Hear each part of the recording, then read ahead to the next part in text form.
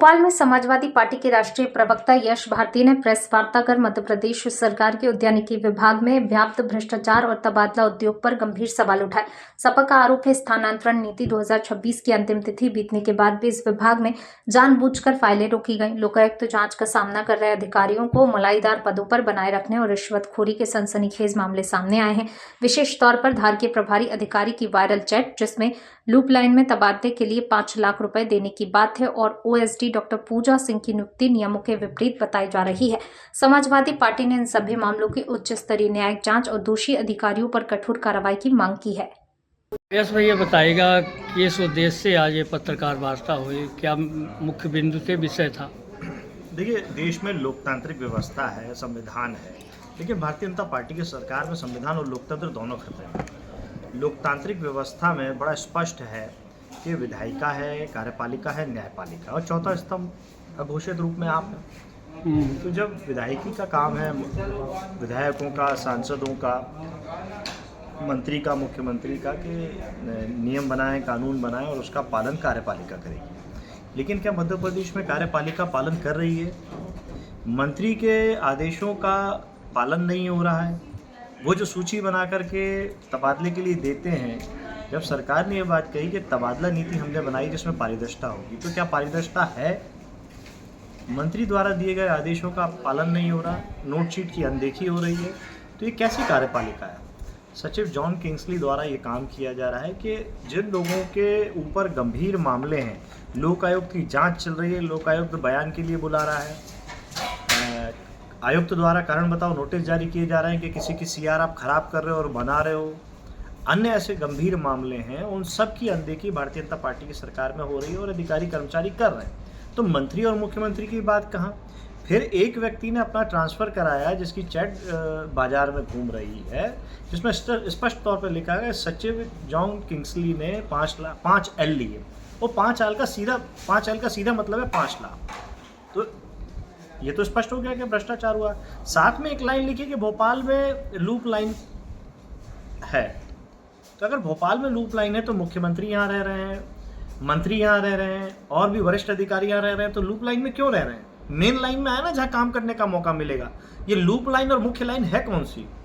तो ये जो भ्रष्टाचार की लाइन है, जो भारतीय जनता पार्टी ने खींच दी है, उस पर लगाम लगाने की आवश्यकता है, जिससे आप लोगों को अवगत कराने आए थे हम। सूची आप लोगों को दी हुई है, जो वो व्हाट्सएप चैट है वो आप लोगों को दी हुई है। अब आप आगे की कार्रवाई को हम देखते हैं कि मुख्यमंत्री जी क्या संज्ञान लेते हैं, मंत्री जी क्या संज्ञान लेते हैं, और अगर उनके क्षेत्र से बातें बाहर निकल गई तो मुख्यमंत्री और मंत्री को इस्तीफा दे देना चाहिए। पूरा काम कार्यपालिका को दे देना चाहिए, लोकतंत्र की विधायिका को ख़त्म कर देना चाहिए और बढ़िया इवेंट करें मध्य प्रदेश के मुख्यमंत्री, मंत्री। कार्यपालिका अपना काम करती रहेगी और एक रेट फिक्स कर दें कि कितना कहाँ ट्रांसफ़र होने के क्या रेट हैं और उस पर जीएसटी लगा दें, तो लोग कम से कम पैसा दे करके खुद ट्रांसफ़र करा लिया करेंगे। ये ढोंग पारदर्शिता के नाम पे, स्पष्टता के नाम पे, भ्रष्टाचार मुक्त बनाने के नाम पे जो किया जा रहा है भारतीय जनता पार्टी सरकार के, एक्सपोज हो चुका है। हर विभाग में ये कहानियाँ हैं। ये हमने उद्यानिकी विभाग का एक मामला दिखाया, ऐसे हर विभाग के मामले हैं। ये सर कितने ऐसे होंगे जो ट्रांसफ़र होंगे जिनमें नियमों की अनदेखी की गई, और जो 5 एल वाला बोले वो कौन है जो 5 एल दिया? मैं कागज़ दिए, आप देखिए, उसमें सारी चीज़ें स्पष्ट हैं। और आप विभाग की बात करें, हर विभाग में ये कहानी है। जिस विभाग में जाएंगे वहाँ ये तबादला उद्योग चल रहा है। ये तबादला नीति नहीं है, तबादला उद्योग है, जिसे भारतीय जनता पार्टी चला रही है। जो नीति नहीं बनाई है, वो नीति ये है कि कैसे पैसों का लेन देन हो और कैसे काम किया जाए, और इसमें अधिकारी इतने निरंकुश हो गए हैं कि मंत्री को भी बाईपास करने लगे हैं। सर, मंत्रियों के लोग जो हैं, विधायकों के जो लोग हैं, वो क्योंकि इस भ्रष्टाचार में लिप्त है, तो अब कौन कार्रवाई करेगा उनको? यहाँ तो ये हुआ है कि मंत्री सूची दे रहे हैं कि इनके ट्रांसफ़र करिए, इनको रोकिए, उसी को अधिकारी नहीं मान रहे।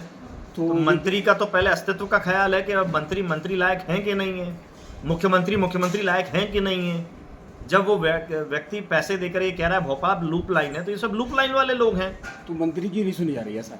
हाँ, मंत्री की नहीं सुनी जा रही। ऐसा कौन सा मंत्री जिसने सिफारिश किया और नहीं सुना गया? आप सूची में नाम दीजिए। विभागीय मंत्री जो है उनसे पूछिए, प्रभारी मंत्री जो है उनसे पूछिए कि आपके प्रभार क्षेत्र में, आपके विभाग में क्यों काम नहीं हो रहा।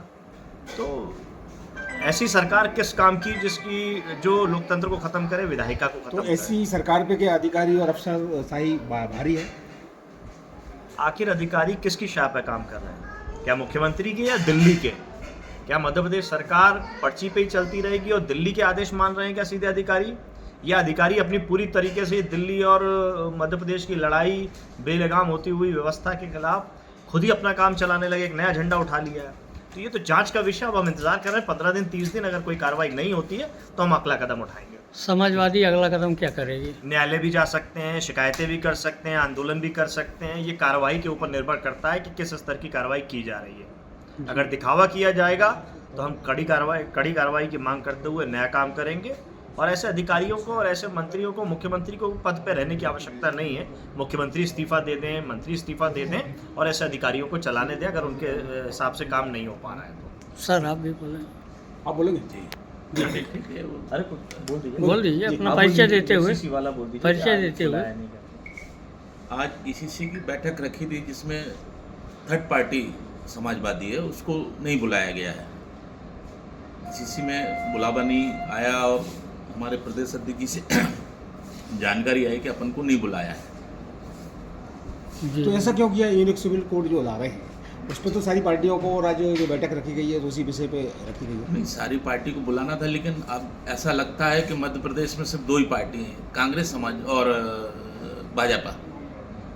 ऐसा लगता है कि दो ही पार्टी रह गई हैं, क्योंकि कांग्रेस को बुलाया और भाजपा है। तो अगला कोई कदम है इस विषय को लेकर आपका? हम आंदोलन भी करेंगे और इस शिकायत को वहाँ तक पहुँचाने का काम तो करेंगे। समाजवादी लोग हैं।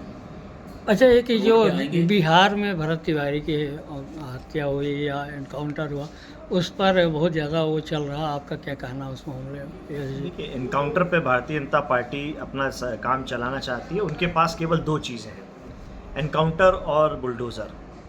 राज्य सरकार के पास, केंद्र सरकार के पास ईडी सीबीआई है। तो ये सारी सरकारी तंत्र में बुलडोज़र तो किसका काम है?